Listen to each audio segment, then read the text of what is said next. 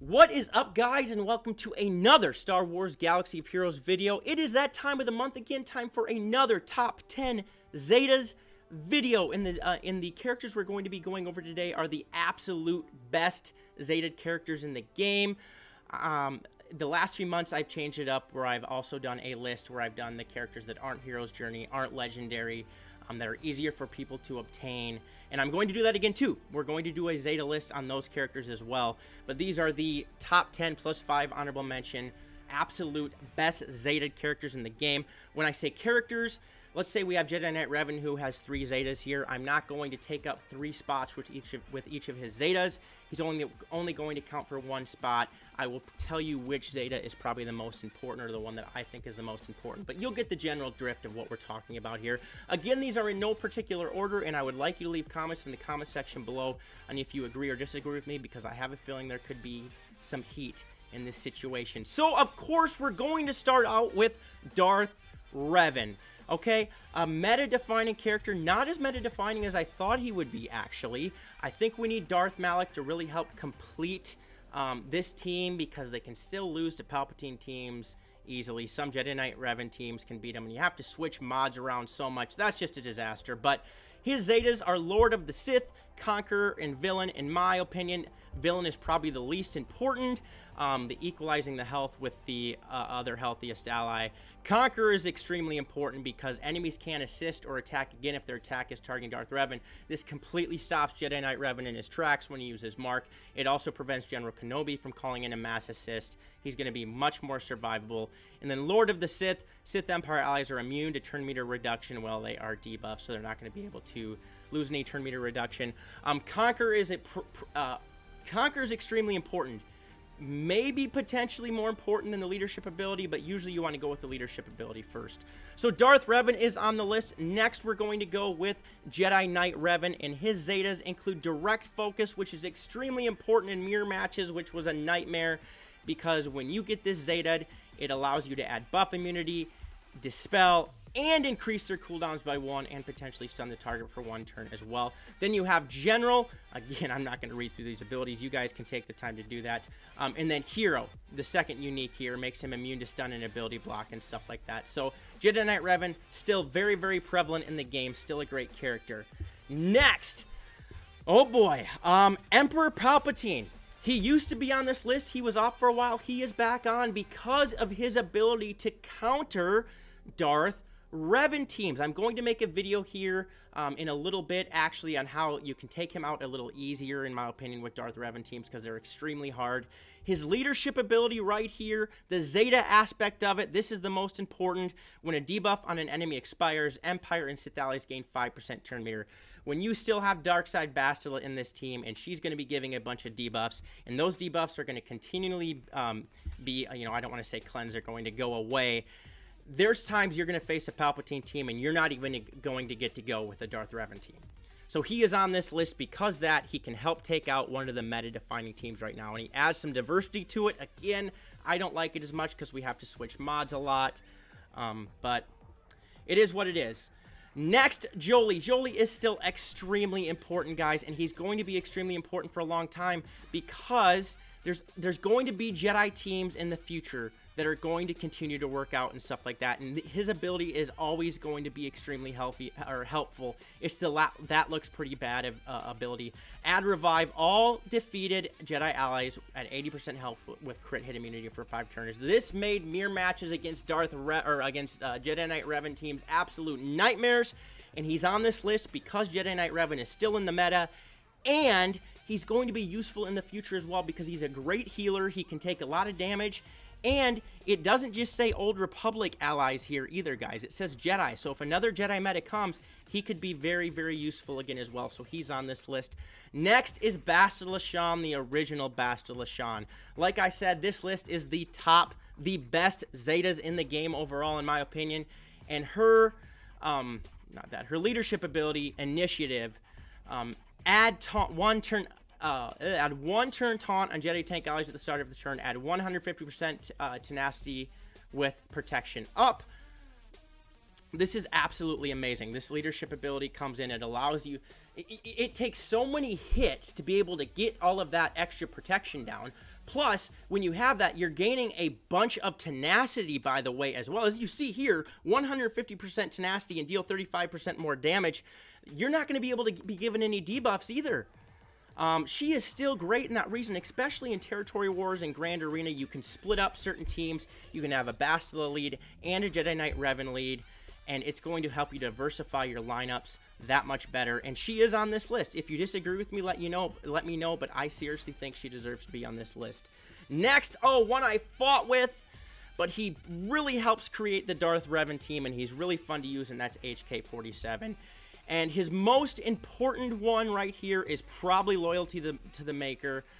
Is if HK47's leader is Darth Revan, enemies with protection up can't gain bonus turn meter. Excuse me, that actually isn't the most important one. The self-reconstruction one is the most important one. When HK47 uses an ability during his turn, it deals 25% more damage if the target has Death Mark or Fear. You're going to be dealing a lot more damage because there's going to be a lot of fear being spread around. And actually, now that I say this, self-reconstruction and loyalty to the Maker are probably both equally important. When I read through them, sometimes I go like, oh, this is the way it should be. They're both equally important, but they really do help that Darth Revan team take, it takes it to the next level, and I think when we get a new character added in there, it's going to be even better. So he's definitely a character to consider Zating if you have Darth Revan. And I want you all to remember, if you don't have Darth Revan, I'm going to make a video for those of you that don't have Darth Revan as well, so you're not going to be panicking. You're not going to be like, I don't have any of these characters, so, just relax. Next, Grandmaster Yoda. You got to include Grandmaster Yoda because he still can do a ton of damage. He's great in raids. He's great in Territory War. He's great in Grand Arena. And it is his battle meditation ability, which allows people, gain foresight for 2 turns, plus 50% turn meter gain chance, and an additional 10% turn meter for each other living Jedi ally. Turn meter, foresight. It's not going to work nearly as well anymore against the Darth Revan team, but when you're with the Jedi Knight Revan teams and you're going to use them in different aspects of the game, that Zeta ability with Grandmaster Yoda and the damage he can do, guys, is still extremely important. I still have him on this list. Some people may argue with me, but that's the way it is. Next is Mother Talzin. Okay, Night Sisters usually could be honorable mention and stuff like that, but with her ability to be used with the Darth Revan team with Zombie, her leadership ability is great, first of all, because I finally got it done, and this also allows you, when you use them in Grand Arena, Territory War, Raids, or whatever, to be able to revive, stuff like that, be able to call to assist and stuff like that. But Plague Bearer is extremely important, especially when you're playing with Darth Revan. When any unit falls below half health, Talzin gains 35% turn meter, so she's going to be gaining turn meter throughout the battle because there's going to be a lot of people falling below half health. And when any unit, it says, by the way, not just, just friendly units, when any unit falls below half health, Talzin gains 35% turn meter. So that is very helpful, and Night Sisters are very good as well. And as you can see, for those of you who know that I've been struggling leveling up my Night Sisters, I'm finally getting there. Finally working on them. Next, Darth Traya. I actually struggled thinking about putting her on this list, but the reason she is on this list is because in Grand Arena, Territory War, you can use her in 3v3. You can use her as a leader. She can almost win against any match on offense, okay? Almost any team you play against on offense except a Jet. And, well, if you use Grand Admiral Thrawn at times, you can still beat Jedi Knight Revan. But any other team she's going to be able to beat. And her Lord of Betrayal, at the start of each Sith ally's turn, Traya dispels all debuffs on them and deals damage equal to 5% of their max health for each debuff dispelled, which is exactly why you would never want to use her in a Darth Revan lineup when you're facing Palpatine, because they're dispelling a lot of debuffs. And then her leadership ability, when an enemy uses an ability outside of their turn, they take damage equal to 35% of their max health. This damage can't defeat enemies. When an enemy gains a buff outside of their turn, they lose 50% offense until the end of their next turn. She is still probably the one of the top 5 characters in the game, and that's why she's on this list. She is still a raid character, and those Zetas do help. And like I said, in Grand Arena, Territory War, in certain aspects of the raids, you're going to be able to go in, use her, and easily beat any teams on offense. And as you can see, I just got her to 7 stars today. I'm so pumped about that. And I got a few Gear 12 pieces on her as well, so that is cool. Now, the last person on the top 10 list here that's not, I still have honorable mention. And this is what was a struggle for me to determine which of these characters to put on honorable mention and which one of these characters to not. Jedi Training Rey is going to be the character that finishes off the top 10. Some of you may disagree with me in that aspect, but hear me out. For the Heroic Sith raid, she can single-handedly, especially with the rework with Finn now, do a ton of damage to phase 1 of the Heroic Sith raid for you guys that are just starting that. She can beat a lot of teams on offense. Her inspirational presence, guys, when you're able to continually gain turn meter, or the opposing team's able to lose turn meter when special abilities are used and there's reduction of cooldowns, she is just amazing in that aspect. I know some of you are going to disagree with me here, but I find in all aspects of the game, I never lay her on defense in any aspect. I always use her on offense. And let me tell you, I always win with her on offense as well. Grand Arena, Territory War, I don't think I've lost with her because of her abilities. You use her with BB-8, Resistance Trooper, sometimes Scavenger Ray, Finn, R2 at certain times, but it is... there's different lineups that can work, but she rounds off the top 10. She was one of those that it really tore me apart when I was sitting here thinking about it, but I think she deserves to be on that. Now for the honorable mention. I'm going to tell you right now, there's no Kylo Ren Unmasked, there's no Darth Sion, there's no Chewbacca, and there's no Grand Admiral Thrawn. I know people are going to hate me about that, but they're going to be included on a different list. Let's talk about the top 5 honorable mention now. Obviously, first character, CLS, because the CLS team with Raid Han, Chewie, R2, I use L3, you can use 3PO in those teams, can wipe out Traya teams on offense. It Binds All Things ability is the most important because it's a mini leadership ability that you don't have to be in the leadership slot to use. The Rebel Maneuvers actually might, it was probably a little bit more helpful recently whenever an enemy resisted detrimental effect. Rebel allies gain 5% turn meter, especially when you were running against Jedi Knight Revan teams and Bastila teams, but probably not as much anymore. It's Binds All Things is the #1 Zeta, and I still love Commander Luke Skywalker because when you put him in a lineup with Raid Han, Chewie, you get a bunch of bonus offense from R2. It's probably the biggest damage dealers in the game, and it's so much fun to use. So he is definitely in the top 5 honorable mention. He's been a character that's been in the top 10 for the longest time. Next, we have R2-D2. Man, R2-D2 is still an amazing character. Both of his Zetas are amazing. Combat analysis. While R2-D2 is active whenever a light side ally scores a critical hit, dispel all debuffs on them.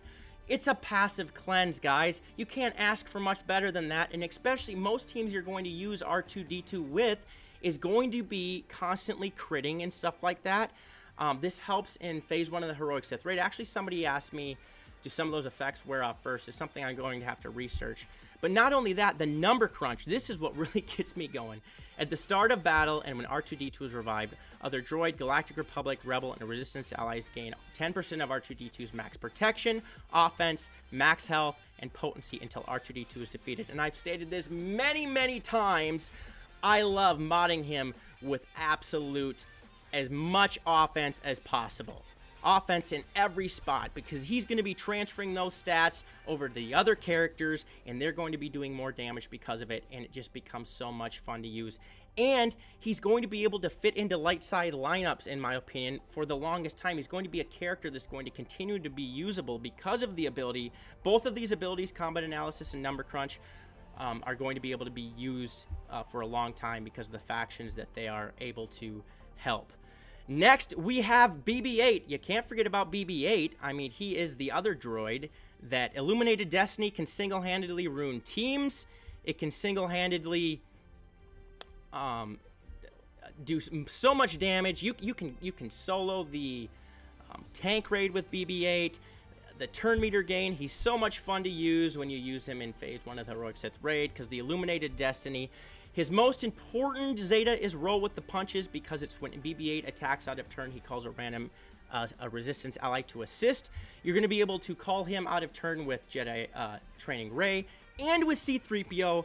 There's going to be a lot of assists going on. It's a ton of fun. Now, Self-Preservation Protocol, I don't have Zeta'd, but actually this is not a bad Zeta, especially if you want to be extremely survivable with them in a droid lineup as well. When BB-8 evades, droid allies recover 8% health and 8% protection. And he could be evading a lot because you can give Foresight. A lot of that can spread around, especially with Illuminated Destiny. So BB-8 is definitely on the honorable mention list as well. Next, oh, Old Faithful, Raid Han. Raid Han has been on here for the longest time, and it's strictly because of the damage that he's able to give.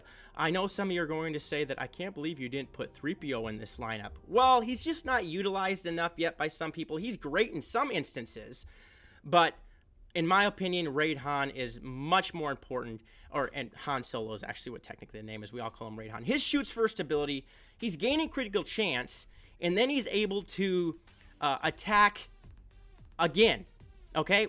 So he's attacking twice, dealing 50% less damage the second time.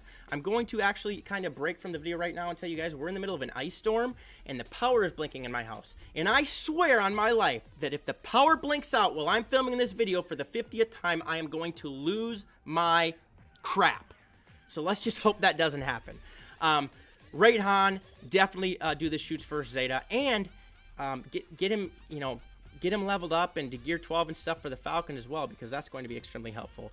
And now the last person on this list that we're going to talk about that I put as an honorable mention is none other than Bossk. In my opinion, he's the best bounty hunter leader. He's going to help you get Chewbacca. His leadership ability is what's the most important, guys, because whenever an enemy suffers a debuff or resist, all bounty hunter allies recover 5% health and protection. Oh my gosh, you're recovering health, you're recovering protection, and not only that, with him in the leadership slot, you're gaining more defense, health, protection, and tenacity as well. It makes the entire bounty hunter team that much more survivable. Some people argue that they think Django is better. I completely disagree with them. I think it's easy. I got Chewbacca unlocked with Bossk in the leadership. Some people got him with Boba. But Bossk is that one character, you know, he can make an entire bounty hunter lineup viable with his leadership ability, especially on defense, and that's why I included him in the honorable mention, because that Zeta can actually, without this Zeta, guys, the bounty hunters wouldn't be nearly as useful. Okay, you're gonna say, well, let's use Boba or Greedo or Django in the leadership spot, because most people lay bounty hunters on defense. Most people use Bossk lead when you lay them on defense. It's that lead that helps him survive. That's why he's so useful. And again, he's not important in arena, but for grand arena territory wars, that leadership ability is amazing. So there you have it, guys. That rounds off the top 10 plus 5 honorable mention best Zetas in the game, in my opinion. I want you guys to let me know what you think. Do you agree with me? Disagree with me? Give me some constructive criticism. For those of you that just like to be mean, give me just regular criticism, then I don't care. But remember that we're also going to be doing another top 10 Zetas video on characters that aren't legendary, that aren't Hero's Journey, that are great characters to get in the game. They're going to help you progress in the game as well. So I hope you enjoyed the video. If you did, please smash the subscribe button, like the video, click the notification bell so you can be alerted to all videos that I post. I'm also leaving a link to my Discord server and Patreon page in the description below. Make sure you check that out, and leave comments in the comment section below, like I said. And video ideas. Video ideas are what keep the channel going, guys. Again, I hope you enjoyed the video. Otherwise, peace out, and may the Force be with you.